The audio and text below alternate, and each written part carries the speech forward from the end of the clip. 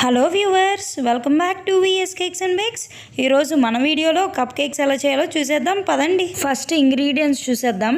200 grams of maida, ½ teaspoon baking powder, ½ teaspoon baking soda and 180 grams sugar, 4 to 5 drops of vanilla essence and 50 grams of butter, 180 grams of milk.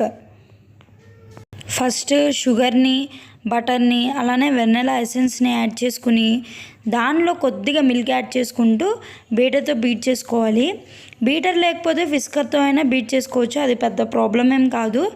Once అలా mix అయ్యాక 3 టైమ్స్గా మైదా and మిల్క్ని add చేసుకుంటూ beat చేసుకోవాలి మొత్తం కలిసేంత వరకు. So కంపారిటివ్గా cakes కన్నా cup cakes అనేవి చాలా చాలా ఈజీగా అయిపోతుందండి, అసలు పెద్ద ప్రాసెస్ ఏమి కాదనమాట. సో వన్స్ అలా 3 టైమ్స్గా మైదా మిల్క్ యాడ్ చేసుకుంటే చాలు, ఫైనల్గా మన బ్యాటర్ రెడీ అయిపోయినట్టే. చూసారు కదా, ఇలా రెడీ చేసుకోవాలి. వన్స్ బ్యాటర్ని రెడీ చేసుకున్న తర్వాత కప్ కేక్ లైనర్స్ తీసుకోవాలి.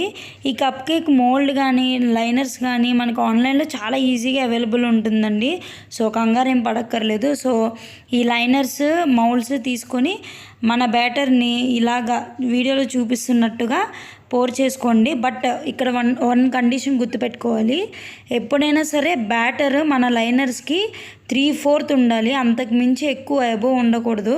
సో అది మాత్రం కన్సిడర్ చేసుకోండి. 3/4 కన్నా ఎక్కువైతే కేక్ అనేది సరిగ్గా బేక్ అవ్వదు.